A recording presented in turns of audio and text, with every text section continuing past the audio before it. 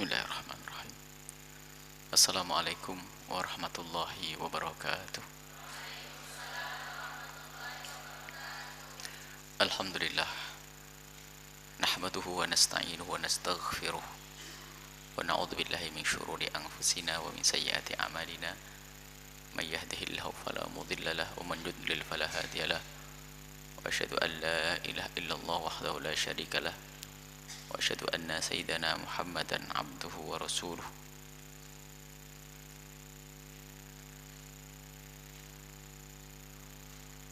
Allahumma salli wa sallim ala habibina wa syafi'ina wa maulana sayyidina Muhammad wa ala alihi al-mutahharina wa ashabihi at-tayyibin wa tabi'ina lahum bi ihsanin ila yaumiddin. Allahumma ya rabbana nas'aluka ilman nafi'a wa na'udzubika min ilmin la yanfa' wa amalin la yurfa' wa qalbin la yakhsha wa ainin la tadma' innaka anta ala kulli syai'in qadir. Warzuqna ya rabbana taubata qabla al-maut wa syahadata inda al-maut wal jannata ba'da al-maut. Amma ba'du. Kita sudah mulai belajar kita dengan Imam Ghazali, dengan nasihat-nasihat beliau dalam kitab Ayyuhal Waladnya, yang kita sudah sampai kepada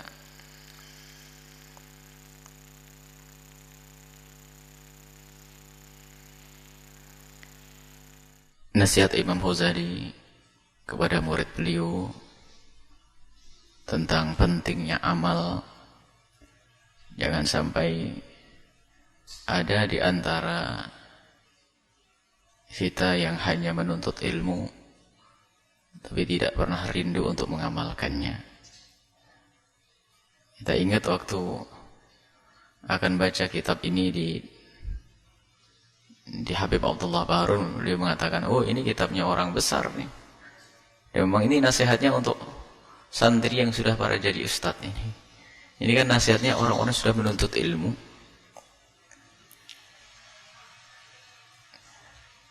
Baik, Imam Ghazali rahimahullah ta'ala mengingatkan murid beliau yang selanjutnya adalah untuk kita tentunya. Mendatangkan satu syair qala al-musannif rahimahullah ta'ala nafa'ana Allah bihi wa bi ulumihi wa bi ulumikum fid dharain amin ila anqal. Syair dalam bahasa Persia. Syair dalam bahasa Persia yang membacanya pun kita susah.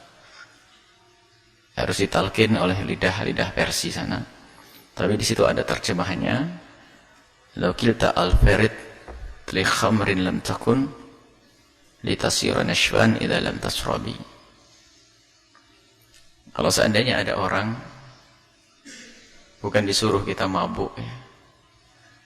Misalnya ada orang, mungkin kita ganti dengan makanan.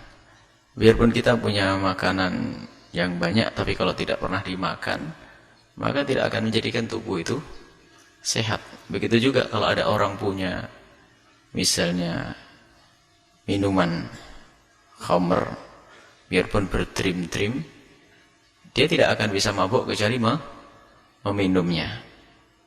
Artinya apapun yang kita miliki, jika tidak kita manfaatkan, tidak ada pengaruhnya untuk kita. Begitu juga ilmu. Sebanyak apapun yang kita pelajari dari ilmu tersebut, jika kita tidak amalkan, seteri makanan yang kita kumpulkan tidak pernah kita makan, tidak akan membuat badan kita gemuk, tidak akan membuat badan kita bertenaga. Atau seperti, kalau ini kisahnya para pemabuk, ini hanya sekedar contoh, bukan berarti ini bicara tentang urusan orang mabuk. Biarpun punya minuman keras sebanyak apapun, jika tidak meminum maka dia tidak akan mabuk. Walau qara'tal ilma, kata Imam Ghazali, kalau engkau membaca ilmu mi'ata sanatin, 100 tahun, wa jama'ta alfa kitabin, dan kau mengumpulkan 1000 kitab untuk kau baca, kau fahami, kau hafal, la takunu musta'iddan, bukanlah kau tergolong orang yang siap li rahmatillahi, untuk mendapatkan rahmat Allah Ta'ala, illa, kecuali engkau mengamalkan apa yang kau baca, mengamalkan ilmu yang kau dapat. Jadi selagi engkau belum mengamalkan ilmunya, artinya engkau belum menyiapkan dirimu untuk mendapatkan rahmat Allah. Wa laysa lil insani illa ma sa'a, tidaklah seseorang itu mendapatkan kecuali apa yang ia usahakan. Tidaklah seseorang itu mendapatkan kecuali apa yang telah ia usahakan. Faman kana yarju liqa'a rabbih, jika ada seseorang yang mengharap untuk bertemu dengan Tuhannya, maksudnya mendapatkan kemuliaan di hadapan Allah, di surga Allah Subhanahu wa Ta'ala, wal ya'mal amalan salihan, hendaknya dia punya amal soleh. Hendaknya dia punya amal soleh. Jaza'an bima kanu yaksibun, yang itu semua adalah imbalan dari apa yang telah mereka perbuat. Innal ladzina amanu wa amilus shalihat, masalah amal penting sekali disebutkan. Sesungguhnya mereka yang beriman kepada Allah dan beramal soleh, kana lahum jannatul firdausi nuzula, maka bagi mereka adalah surga-surga Firdaus tempat tinggal mereka. Khalidina fiha, abadi di dalam surga-surga Firdaus. La yabuna anha hiwala, dan begitu indah, nikmat, asyik di surga tersebut, sehingga mereka pun tidak ingin digantikan dengan selainnya. Wa khalafa min ba'dihim khalfun adha'us salata. Ini kisah. Jadi ada sekelompok orang nanti yang meninggalkan penerus-penerus adha'us salata, yang mereka itu menyia-nyiakan salat, tidak mau beramal baik. Wattaba'u syahawati, dan mengikuti hawa nafsunya. Fasawfa yalqawna ghayya, maka mereka itu akan menemukan satu kerugian, penyesalan. Illa man taba, kecuali mereka yang bertobat. Wa amana, kemudian menguatkan imannya. Wa amila salihan, beramal soleh. Fa ulaika yadkhuluna jannata, mereka akan masuk surga Allah. Wa la yudlamuna syai'a, dan ia tidak akan dizalimi sedikit pun. Ini adalah ayat-ayat Al-Quran yang berbicara tentang amal, pentingnya amal. Jangan sampai kita tidak punya amal. Memang kita masuk surga bukan karena amal kita, akan tapi karena rahmat Allah. Seperti riwayat dari Nabi Sallallahu Alaihi Wasallam, la yudkhila ahadakumul jannata amalukum, tidak akan memasukkan surga, tidak akan masukkan kepada kalian ke surga Allah amal-amal kalian. Itu memang betul, dan kita masuk surga memang karena rahmat Allah. Tapi bukan berarti amal tidak berguna, bukan amal tidak penting. Ini ayat-ayat yang amal. Surga adalah buah dari amal, jazaan, balasan. Wa ma taqulu fi hadzal hadits, kalau kau masih malas-malasan mengamalkan ilmumu, hanya pandai mengumpulkan ilmu, menghafal ilmu, mungkin bercerita kepada orang lain tentang ilmu, apa pendapatmu tentang hadis ini? Apa komentarmu tentang hadis ini? Buniyal Islamu ala khamsin, Islam itu dibangun atas 5 pilar. Islam dibangun di atas 5 pilar. Kalau kau boleh tinggal, kau hilangkan satu pilarnya, roboh. Dan apa pilar-pilar itu? Syahadati an la ilaha illallah, bersyahadat bahwa tidak ada Tuhan selain Allah. Pilar yang tidak bersyahadat, maka bukanlah dia adalah orang yang benar Islamnya. Wa anna Muhammad Rasulullah, bersaksi tidak ada Tuhan selain Allah dan Nabi Muhammad adalah utusan Allah Subhanahu wa Ta'ala. Wa iqamis salah, kemudian menjalankan salat, menegakkan salat. Yang tidak salat, runtuhlah pilarnya dan runtuhlah bangunan Islamnya. Wa ita'iz zakati, dan membayar zakat. Yang tidak membayar zakat meruntuhkan salah satu pilar Islam, dan artinya juga meruntuhkan Islam itu sendiri. Shaumi Ramadan Puasa Ramadan wa hajjil baiti, haji di Baitul Haramin, man istata'a ilaihi sabila, bagi orang yang mampu untuk menuju Masjidil Haram. Nah, disebutkan syahadat yang pertama, kemudian kedua adalah zakat, puasa, zakat, haji dan seterusnya. Itu semua amal. Artinya pilar-pilar. Ini bukan urusan meyakini sholat wajib, bukan. Kalau meyakini sholat wajib, kalau yang tidak meyakini sholat wajib, bukan pilar Islam yang runtuh, sudah tidak punya iman sama sekali. Bukan sekedar runtuh, sudah hilang. Ini adalah masalah amal. Ada sholat di situ, ada puasa amal, ada bayar zakat amal, ada haji adalah amal. Wal imanu, lihat, iman itu qaulun bil lisan, ucapan dengan lidahmu, bahwasanya engkau bersaksi tidak ada Tuhan selain Allah. Itu iman. Tapi tidak cukup iman saja. Wa tasdiqun bil janan, akan tapi harus hatimu ikrar dengan apa yang engkau ungkapkan. At-tasdiq, ikrar, mempercayai dengan hatimu, bukan sekedar kalimat terucap dengan lidah, akan tapi at-tasdiq, berikrar bil janan, dengan hati, meyakini dengan hati. Wa amalun bil arkan, kalian punya perbuatan, buah dari keyakinan di dalam hatimu, perbuatan dengan anggota tubuh yang dikontrol oleh hatimu, yang dipandu oleh hatimu. Wa dalilul a'mali akthar min ay yukhsa. Wa dalilul al-a'mali, wa dalilul a'mali akthar min ay yukhsa. Hujjah-hujjah tentang pentingnya amal itu banyak, lebih banyak daripada untuk bisa dihitung. Teramat banyak. Wa inkana, dan memang betul, inkana, wa inkana, dan jika memang al-abdu, seorang hamba itu, yablul jannah, maksudnya benar seorang hamba tidak akan sampai kepada surga kecuali dengan bifadlillah. Wa inkana al-abdu yablul jannah bifadlillah, dan memang betul sungguhnya seorang hamba itu akan sampai kepada surga dengan karunia Allah, wa karumihi, dan kemurahan Allah. Lakin, akan tetapi, semuanya itu engkau akan mendapatkan karunia Allah. Artinya benar engkau masuk surga dengan karunia Allah dan kemurahan Allah, akan tapi kemurahan dan karunia Allah itu akan engkau dapat setelah ba'da an yasta'idda bi ta'atihi, setelah seorang hamba itu telah menyiapkan dirinya untuk mendapatkan karunia Allah, yaitu dengan cara taat kepada Allah. Jadi rahmat akan diberikan kepada kalian, tapi kalian harus siap dulu dong. Bagaimana siap persiapan seorang hamba untuk mendapatkan rahmat Allah, karunia Allah, kemurahan Allah? Yaitu menyiapkan dirinya dengan beramal, dengan taat, wa ibadati, dan beribadah. Lianna rahmatallahi qaribum minal muhsinin, sebab yang namanya rahmat Allah itu dekat dengan orang-orang yang senang berbuat baik.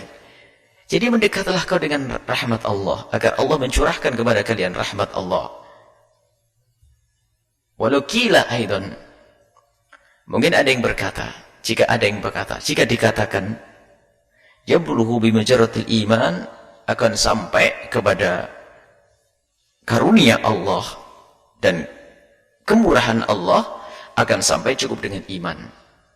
Jika ada yang berkata bahwasanya seorang hamba akan sampai kepada Allah, kepada karunia Allah, mendapatkan nikmat Allah cukup dengan iman, dijawab ini oleh Imam Ghazali.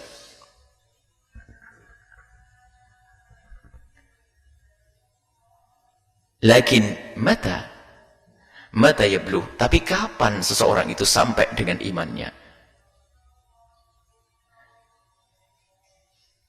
Seseorang akan sampai dengan imannya kepada karunia Allah, cukup dengan keimanan. Akan tapi kapan sampai? Tidak cukup punya keyakinan bahasanya aku punya sayap, lalu berkeyakinan dengan sayapku aku akan bisa terbang kemana-mana. Nggak akan sampai jika engkau tidak mengepakkan sayapmu. Nggak akan saya keyakinan, aku punya mobil. Yakin aku punya mobil, bener yakin. Tapi kalau tidak di starter lalu diinjek gasnya untuk maju, nggak akan menuju. Yakin, wah, dengan iman. Tapi tidak punya amal seperti burung yang punya sayap, tidak pernah mengepakkan sayapnya, tidak akan sampai kepada tujuan. Kapan seseorang itu sampai dengan imannya kepada karunia Allah?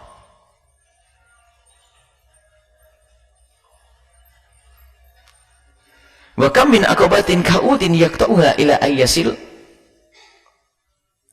Berapa banyak tangga-tangga, lihat, yang harus tangga-tangga yang terjal. Ka'ud itu adalah yang terjal, tangga yang terjal, yang sulit untuk dilewati. Yaqta'uha, yang ia lewati. Alangkah banyaknya tangga-tangga yang harus ia lewati ila iyasil untuk sampai. Jadi setelah iman ada yang lainnya. Jangan kau berkata dengan iman saja, tidak, setelah itu ada tangga-tangga yang harus engkau lewati, dan tangga itu terjal sampai kau ke sana nanti setelah engkau punya iman, lalu kau lewati itu semuanya. Wa awwalu tilkal aqabati aqabatul iman. Dan memang awal langkah kaki kita menuju karunia Allah harus melewati tangga yang namanya tangga iman. Maka tangga iman. Wa annahu, akan tapi sesungguhnya, hal yaslamu min salbil iman. Apakah seseorang itu telah yakin kalau dia aman dari tercabutnya iman? Siapa yang menjamin imanmu akan terus? Jika engkau tidak berusaha untuk menjaga keimananmu, sehingga ada jaminan benar dengan imanmu kau akan sampai ke sana tuh. Akan tapi perjalananmu membawa iman ini loh. Siapa yang bisa menjamin jika di dalam perjalananmu kau tidak akan kehilangan imanmu? Apakah engkau lebih hebat dari Imam Ali bin Abi Thalib, yang iman beliau adalah sudah sampai puncak keimanan yang luar biasa, sampai beliau berkata, lakusifa andil ghitha'u masdadtu yaqina. Kalau seandainya tabir itu disingkap, di saya tidak akan tambah imanku. Bagaimana imam-imam akhiri kemaksiatan itu?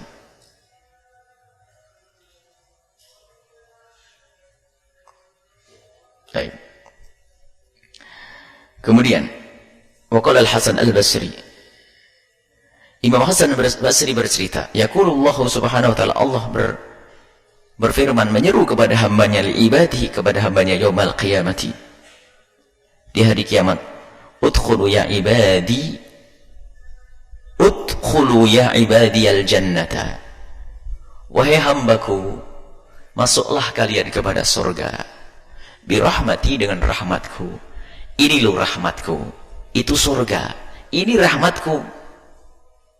Jadi Allah mempersilahkan hambanya untuk masuk surga, untuk mengambil rahmat Allah. Alangkah enaknya. Tapi apa? Iktasimuha bi'amalikum. Tapi ambil rahmatku yang sudah aku siapkan di surga dengan amalmu. Lah kau tidak punya amal, nggak dapat bagian nanti. Iktasimuha bi'amalikum. Ini nasihatnya Imam Ghazali untuk ulama, nasihatnya yang sudah menuntut ilmu bertahun-tahun itu, sudah banyak menghafal ilmu itu. Ayyuhal walad, wahai anakku, ayyuhal walad, wahai anakku, malam ta'mal lam tajidil ajro. Kalau engkau tidak berusaha untuk beramal, engkau tidak akan mendapatkan pahala dari Allah subhanahu wa ta'ala. Apakah kau tidak rindu kemuliaan, tidak rindu pahala, pemberian dan karunia dari Allah? Kalau engkau mengaku cinta Allah, alangkah besar harapannya orang yang mencintai kepada zat yang dicintai. Karunia yang merupakan bukti cinta, karunia yang merupakan balasan daripada cintanya. Senang, tentu sangat senang. Suami istri pun begitu. Di saat melakukan sesuatu, ingin penghargaan dari pasangannya. Yang makna penghargaan bukan penghargaan diberi materi, akan tapi penghargaan yang sesuai dengan nilai cinta itu.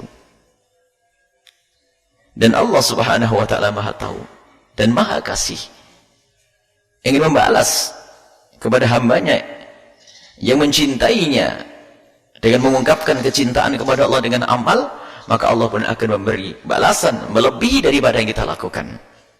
Karena Allah maha kuasa, Allah maha kaya. Hukiya diceritakan anna rajulan min bani Israel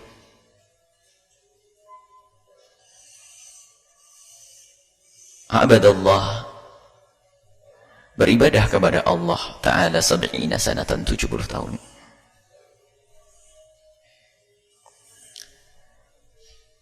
Fa'arada Allah Ta'ala ayajruahu ala al-malaikati. Allah Subhanahu wa Ta'ala ingin menunjukkan hambanya tersebut kepada malaikatnya. Fa'arsalallahu ilaihi malakan, maka Allah mengutus kepada orang tersebut malaikat.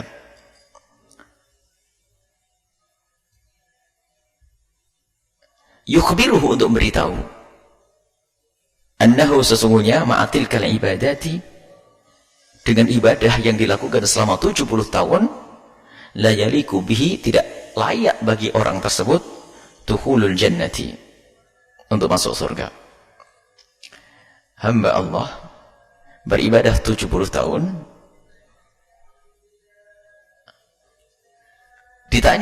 diberitahu oleh malaikat bahwasanya amal yang dilakukan selama 70 tahun, dengan amal itu engkau masih belum pantas untuk masuk surga. Falamma balaghahu, setelah sampai berita tersebut dari malaikat, qala al-'abidu, berkatalah orang yang ahli ibadah tersebut, nahnu khuliqnal ibadati, kami ini diciptakan oleh Allah untuk beribadah.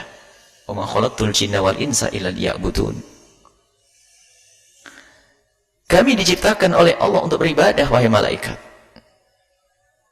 Fa yanbahi lana, maka sangat pantas buat kami, an na'budahu, untuk menyembah Allah, tidak usah berpikir yang lain-lain. Ini jawaban cerdas dari seorang hamba. Falamma raja'al malaku, tatkala kembali malaikat itu, setelah malaikat menyampaikan kepada hamba yang ahli ibadah tersebut pergi, qala, hamba tersebut mengadu kepada Allah, ilahi, wahai Tuhanku, anta a'lamu bima qala, engkau lebih tahu apa yang disampaikan oleh malaikat tadi, engkau lebih tahu daripada aku. Hanya aku menjawab dengan keyakinan yang ada padaku bahwa aku beribadah ini adalah memang karena aku seorang hamba, dan kewajiban seorang hamba adalah beribadah. Faqala Allah Ta'ala, maka Allah Subhanahu wa Ta'ala berfirman,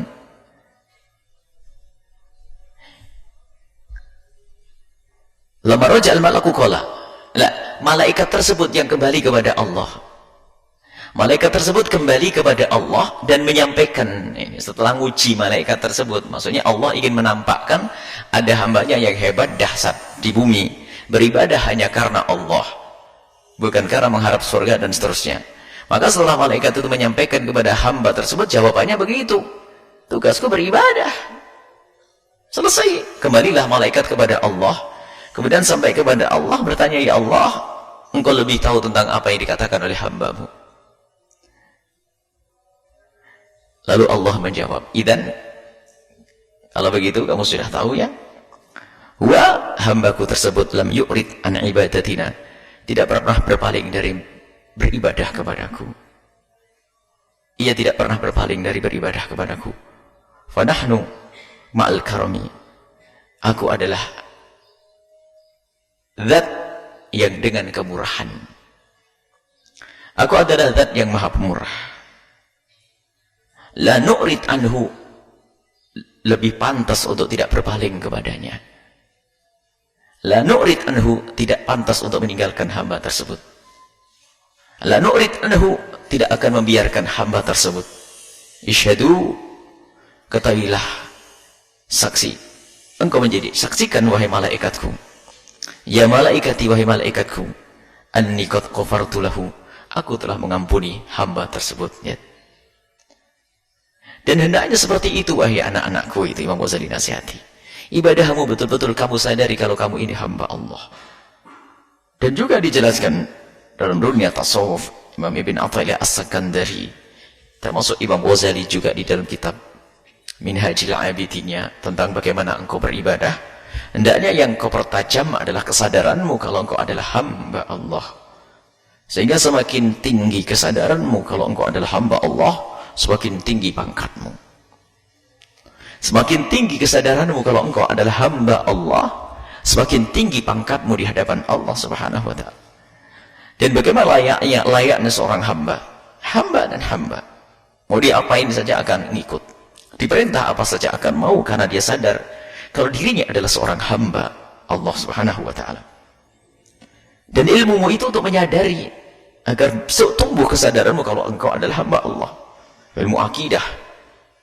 Lihat untuk meyakinkan, menambah yakin bahwasanya Tuhanmu adalah Allah yang menciptakanmu. Engkau adalah makhluk, engkau adalah ciptaan Allah yang punya kewajiban untuk beribadah kepada Allah. Makanya sesuai dengan kadar kesadaran dan keyakinan inilah akan membentuk dirimu, menghantarkan dirimu untuk berbuat sesuai dengan titah, petunjuk, permintaan dari yang menciptakanmu. Waqala Rasulullah sallallahu alaihi wasallam, ini Nabi sallallahu alaihi wasallam bersabda, hasibu anfusakum. Pikir-pikir, mikir wahai anakku, berapa tahun kamu mondok? Berapa tahun kamu ngaji? Kau pikir saat ini, apa yang tambah dari amalmu? Bukan malah mengentengin ya. Ini Imam Ghazali ingatkan, banyak orang semakin lama mondok semakin ngentengin syariat Nabi SAW, tidak mencoba mengamalkan, ngentengin keharaman. Mungkin juga alasannya karena dosa kecil. Apa itu? Hasibu anfusakum, evaluasi dong, koreksi dirimu sendiri. Qabla an tuhasabu, hasibu, kau hitung-hitung. Termasuk kamu ini rugi atau untung nanti kalau kamu mati. Kamu hitung sekarang, sebelum datangnya hari perhitungan nanti. Kau timbang sekarang ini, berapa banyak amalmu dan berapa banyak dosamu. Bagaimana persiapanmu menghadap kepada Allah? Harus ada. Ini adalah muhasabah. Jangan sampai orang menduga dia punya bekal, tak taunya tidak ada bekal.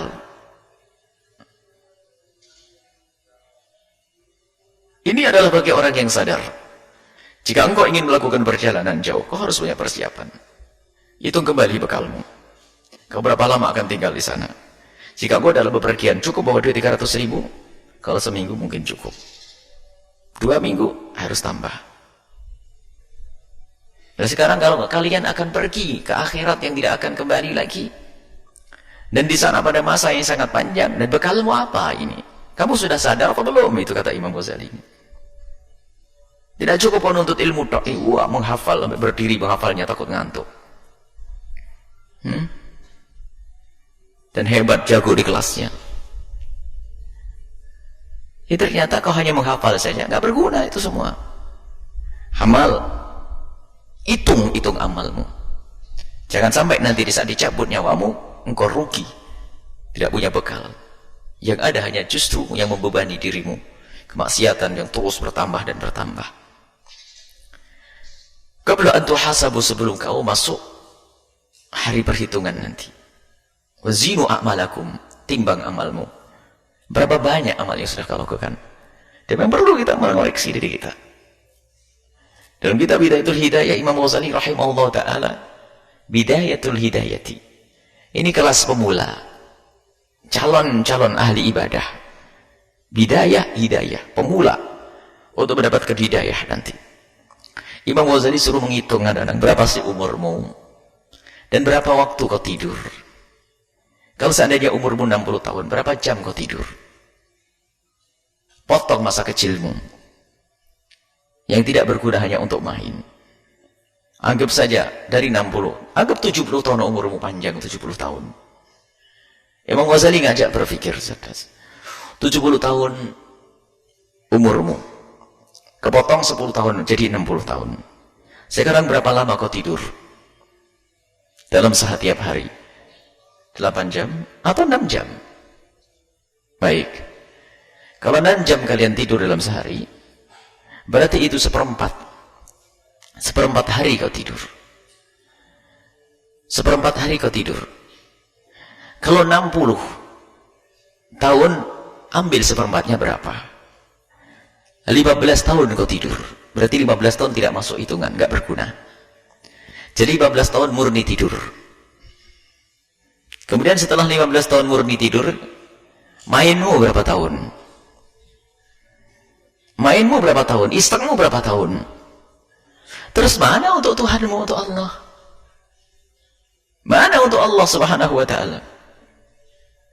Ini adalah untuk bahan evaluasi.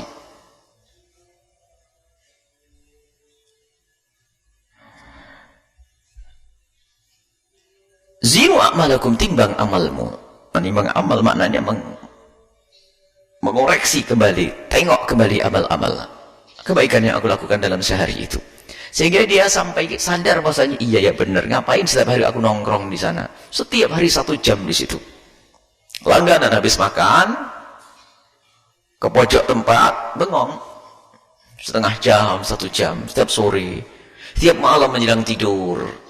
Ada sebagian orang setiap malam habis makan malam nongkrong di ruang depan, bukan zikir, bukan ibadah. Kalau zikir ada nilainya, hanya ngerumus, mungkin tambah kemaksiatan yang lain, gunjing orang atau yang lainnya. Setiap hari rutin tuh, sadar atau tidak kau kayak itu? Waqala Aliyun qabla an tuzanu, sebelum amalmu itu ditimbang. Sekarang kau timbang di dunia ini, agar jika kurang segera kau tambah, agar amal baikmu bisa lebih berat daripada amal jelekmu. Timbang sekarang sebelum kau dikagetkan dengan mizan timbangan Allah nanti yang gak ada lagi saat itu. Upaya untuk bisa menambah sudah selesai, gak ada lagi tambahan. Waqala Aliyun radhiyallahu ta'ala anhu, berkatalah Imam Ali radhiyallahu ta'ala anhu, man dhanna annahu bidunil jahdiyah, man dhanna, barang siapa yang menduga, bidunil jahdi, tanpa susah payah, yasilu, dia akan sampai, fahuwa mutamanin, maka dia angan-angan.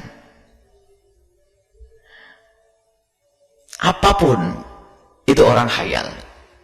Mungkin gambar contoh yang paling dekat adalah orang lapar. Jika ada orang, seseorang itu lapar, di hadapannya Masya Allah ada sate, ada bakso, ada macam-macam, ada makanan, tapi dia tidak mau bersusah payah untuk melangkahkan kakinya menuju ke tempat tersebut, atau tidak mau menggerakkan tangannya. Makanya kalau dia mengatakan bisa sampai aku akan cukup kenyang, itu orang khayal. Bahkan mungkin orang mengatakan orang gila itu. Coba ada nanti duhur nanti, yang apa, maghrib nanti, ada yang ngomong, ngapain kamu tidak ngambil? Saya cukup dengan keyakinan kalau Allah memberikan, menjadikan aku kenyang nanti.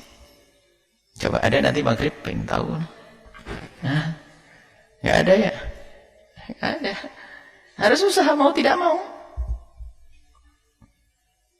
Kalau engkau tidak mau menggerakkan tanganmu untuk mengambil nasi, ya kayak anak-anak kemarin kehabisan, telat nunggu, atau mungkin malah nggak dapat, kelewat tawakal. Tawakal tidak seperti itu. Apalagi urusan akhirat ini, ibadah. Jangan tawakal urusan akhirat, tawakal nanti di akhirat, insya Allah saya di akhirat tawakal, tawakal di akhirat. Tawakal itu adalah untuk memetik buah dari apa yang kau lakukan waktu di dunia. Man dhanna, barang siapa yang menduga, annahu bidunil jahdi. Wa man dhanna, barang siapa yang menduga, annahu, sesungguhnya,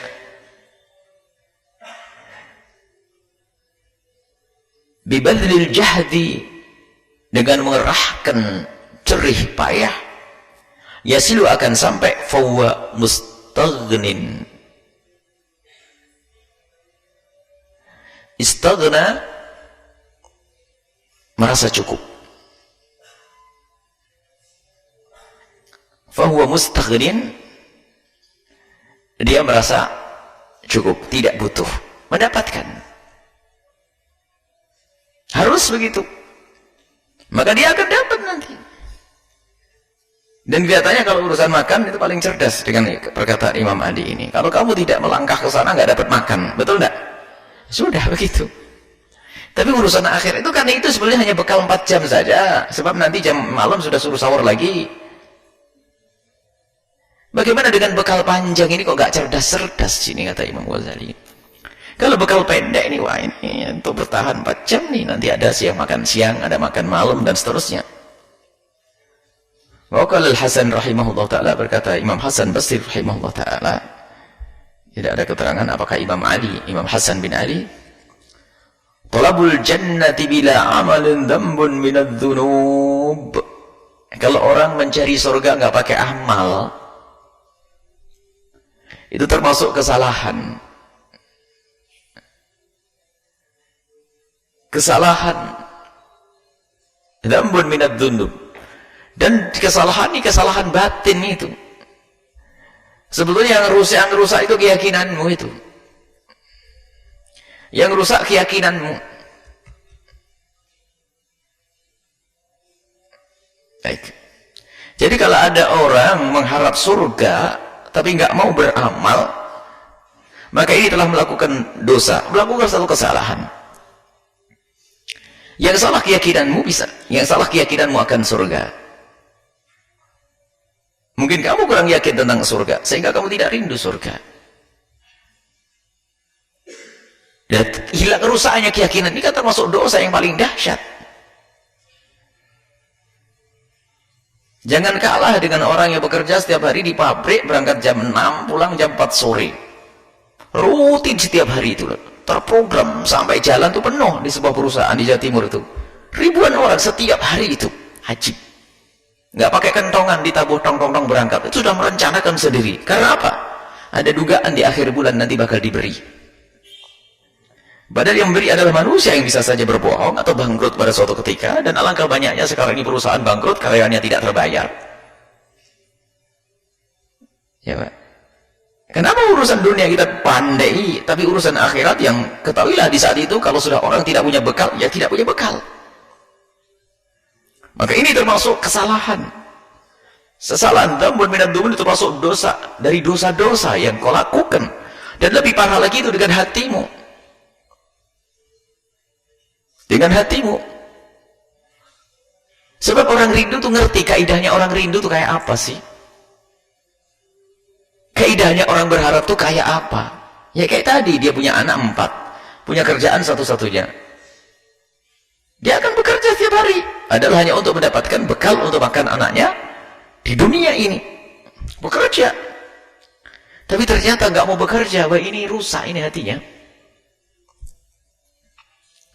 Waqala, dan berkata juga alamatul haqiqati, alamat orang sampai kepada hakikat. Ada orang bicara tentang hakikat, sudahlah kita lupakan hakikat yang sering dibahas oleh pakar tasawuf,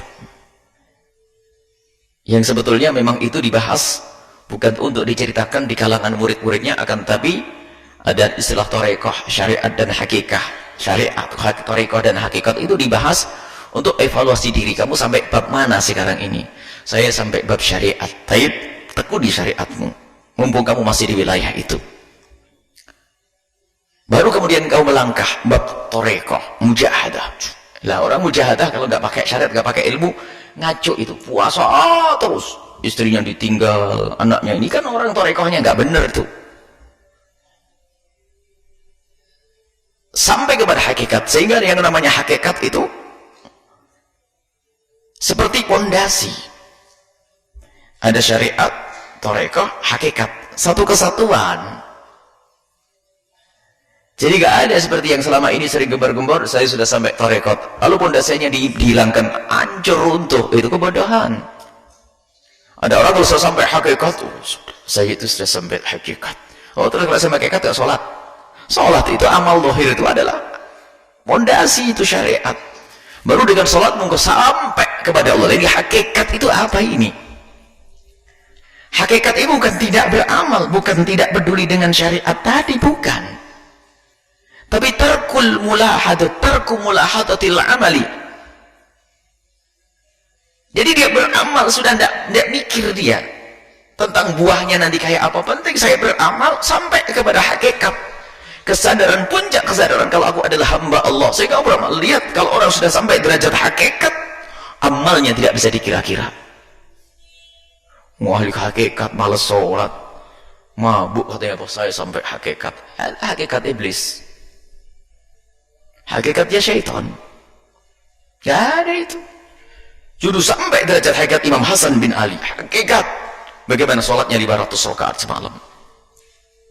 Sangat takut kepada maksiat karena sampai kepada hakikat.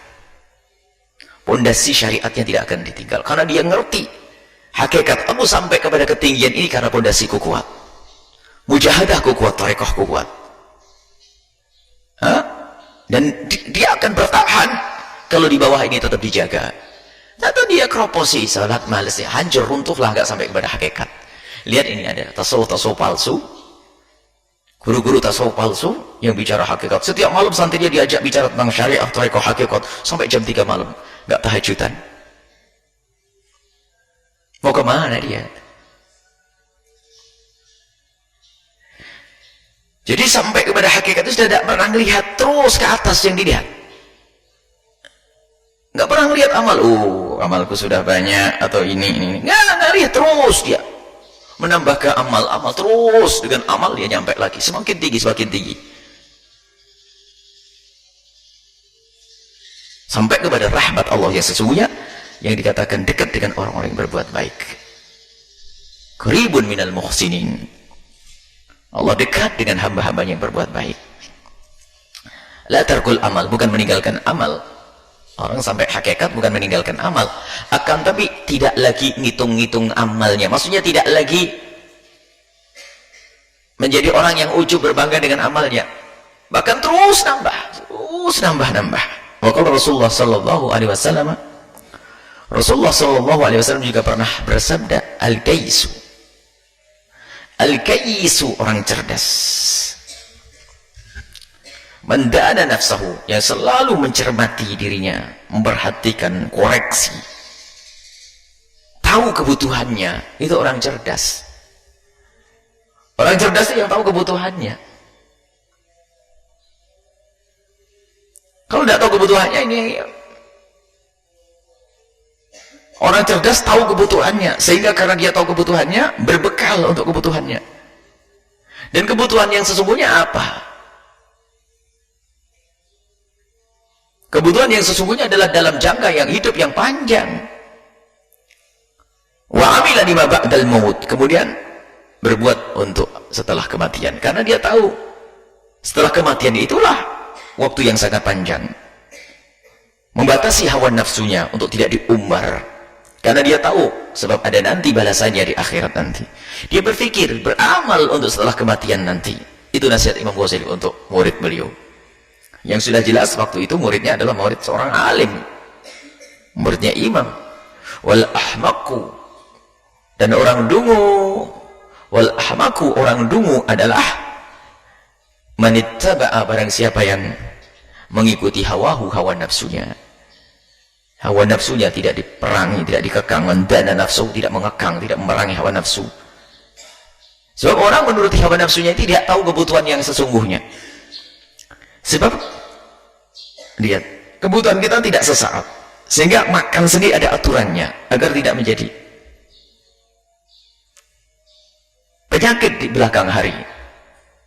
Kalau ada orang minum minuman keras atau obat-obatan dan seterusnya, dia hanya cari senang sesaat, tidak ngerti tentang kebutuhan dirinya, sehingga tidak menahan hawa nafsunya untuk kehidupan yang panjang di dunia itu. Padahal alangkah banyaknya orang yang mengkonsumsi satu obat sampai fisiknya rusak, di dunia saja rusak. Itu orang cerdas cari senang sesaat, lupa kebahagiaan jangka panjang. Dan yang meyakini adanya akhirat nanti, lihat, tentu dia akan mengekang hawa nafsunya dari mengumbar hawa nafsu yang bakal menjadikan dia bangkrut nanti di akhirat. Dan orang dungu adalah orang yang mengikuti hawa nafsunya. Wa tamanna 'ala Allahi al-amaniyya, dan berangan-angan kepada Allah, ya Allah, aku ingin surga firdausmu ya Allah. Puasamu mana? Salatmu mana? Ya Allah, aku ingin dekat dengan kekasihmu Nabi Muhammad. Itu kan doamu, tapi usahamu mana?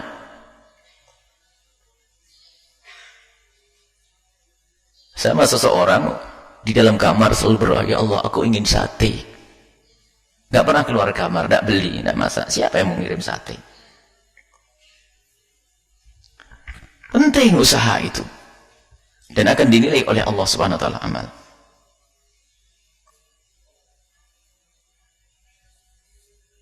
Ayyuhal walad, hei anakku,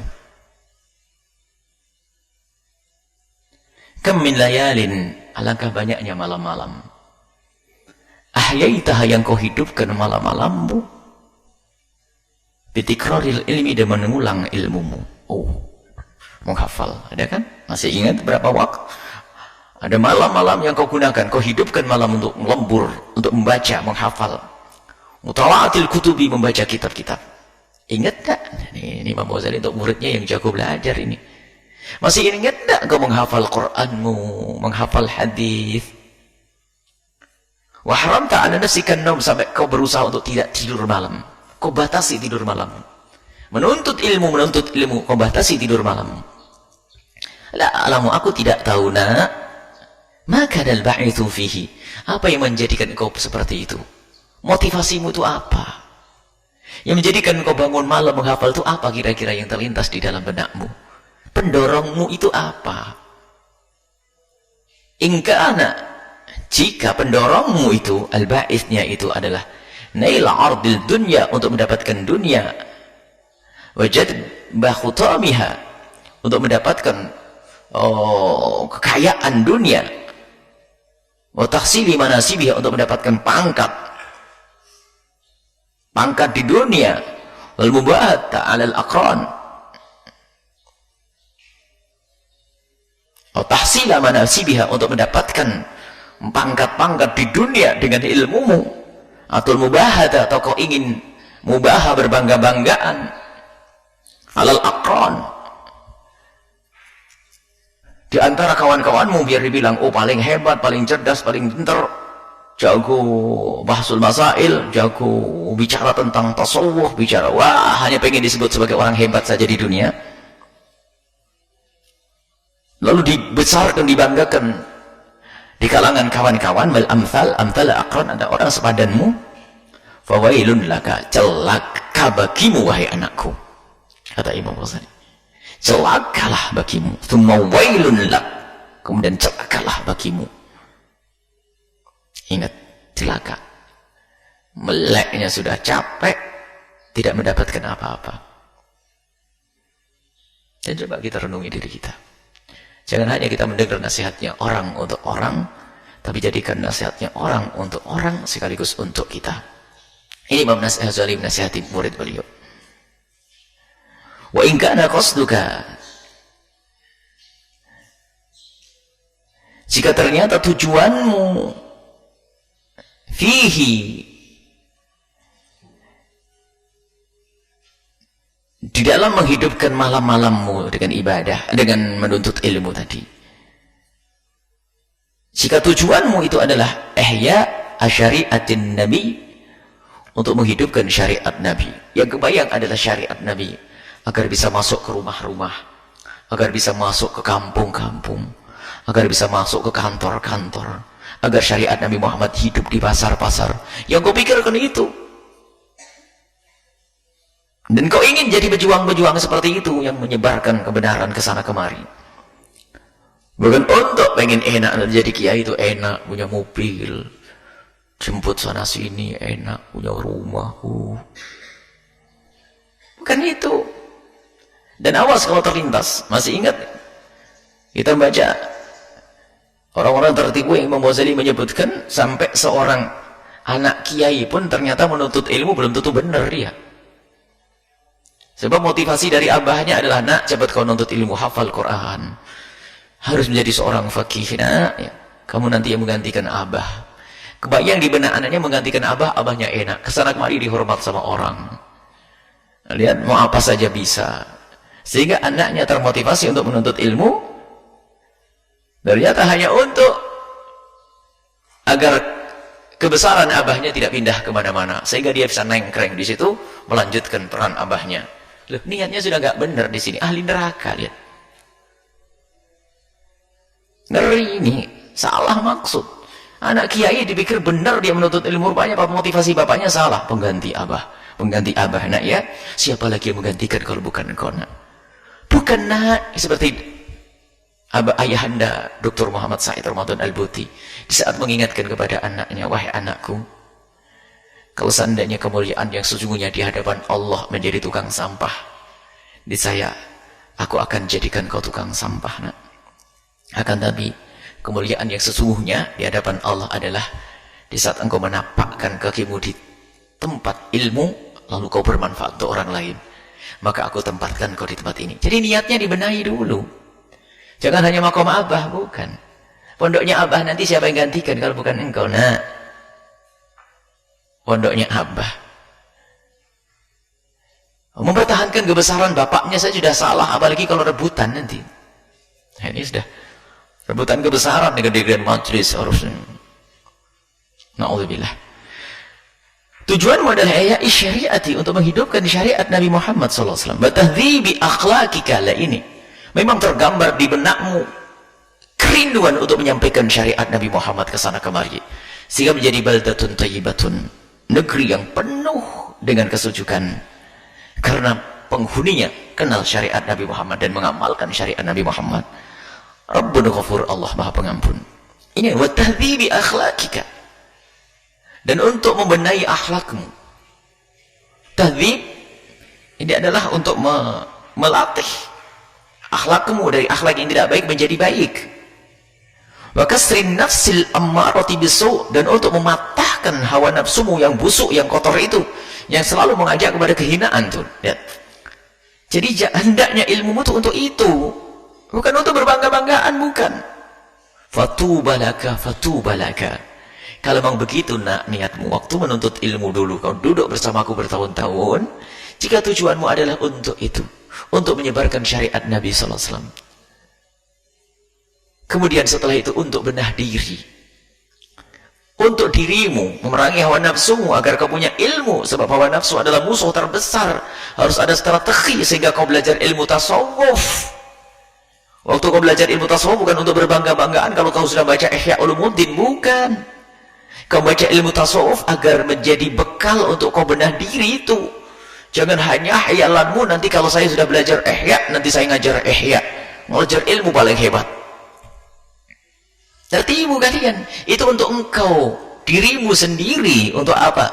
Untuk memerangi hawa nafsumu, untuk benah diri, membenahi akhlakmu. Fatuba, kalau memang begitu niatmu, keberuntunganlah laka untukmu. Tuba, sungguh keberuntungan yang sesungguhnya adalah untukmu. Walaqad sadaqa man qala syi'ra, telah benar orang yang telah mengungkapkan kalimat syair yang menandungkan syair. Sahrul uyuni li ghairi wajhika dha'i'u wa buka'uhunna li ghairi faqtika batilu. Ya Allah, begadangnya mata ini jika bukan untukmu ya Allah, dha'i'un, sia-sia.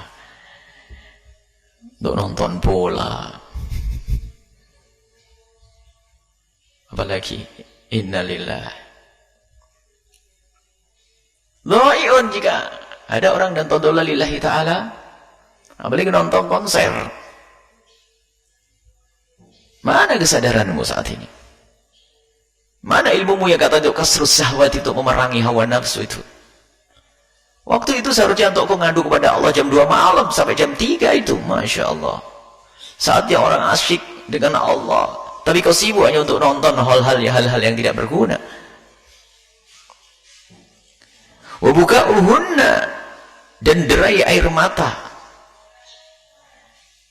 li ghairi faqdika, bukan karena takut kehilanganmu ya Allah, itu sungguh batil, tidak berguna. Artinya hendaknya tangis kita itu karena kita takut ditinggal oleh Allah, takut dimurkai oleh Allah, takut kita nanti tidak dimuliakan oleh Allah, maka itu baru tangis yang benar. Akan tapi semua tangis yang bukan karena Allah, tangis sia-sia, batil, nggak ada nilainya. Termasuk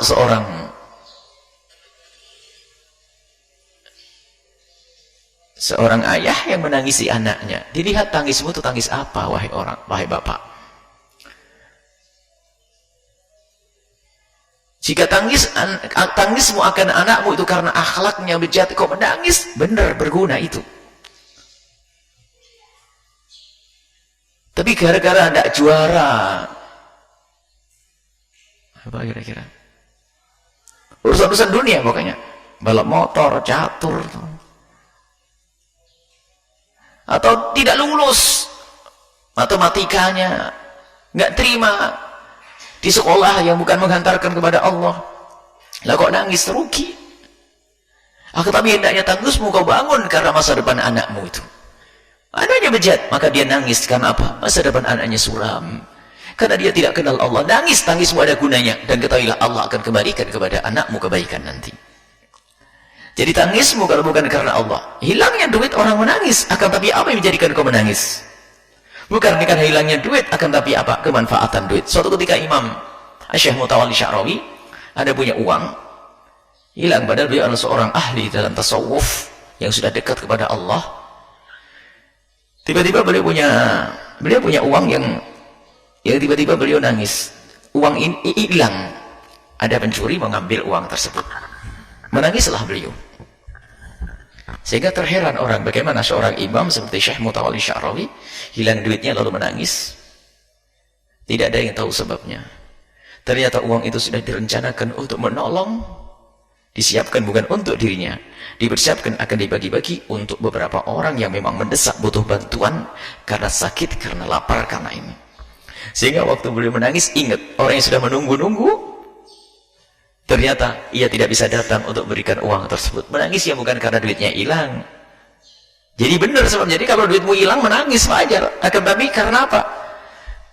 Ada tujuannya. Kenapa aku menangis? Apapun, tangis. Kita harus jelas. Dan hendaknya ketika karena tangis tersebut karena jauhnya kita dari Allah, takut ditinggal oleh Allah Subhanahu wa taala, maka itu adalah tangis yang sesungguhnya. Ini saja, kita lanjutkan pada pertemuan yang akan datang. Dengar nasihat Imam Ghazali untuk murid beliau, dan sekaligus kita saat ini akan menjadi muridnya Imam Ghazali karena kita belajar dengan Imam Ghazali. Dan semoga kita benar-benar sampai pungkasan kitab tersebut sesuai dengan yang diinginkan oleh Imam Ghazali rahimahullahu ta'ala. Semoga Allah berikan kepada kita ilmu yang manfaat. Semoga Allah muliakan kita di dunia dan muliakan kita di akhirat, bahagia di dunia dan bahagia di akhirat. Dan semoga Allah Subhanahu wa ta'ala menjauhkan kita dari ketertipuan. Semoga Allah berikan kepada kita ilmu yang manfaat, dan semoga Allah berikan kepada kita kecintaan kepada Allah dan kecintaan kepada kekasih Allah Nabi Muhammad, dan cinta kepada guru-guru kita, sambung dengan guru-guru mulia kita dengan hati yang benar-benar sambung karena cinta karena Allah Subhanahu wa ta'ala. Semoga Allah berikan kepada kita umur panjang, kepada guru-guru kita umur panjang. Allah mengampuni orang tua kita, guru-guru kita semua yang masih hidup panjang umur dalam ketaatan, sehat walafiat, dan kelak kita husnul khotimah, mati dalam keadaan iman, hingga kelak dimuliakan Allah di surga Allah bersama Nabi Muhammad sallallahu alaihi wasallam. Al-Fatihah.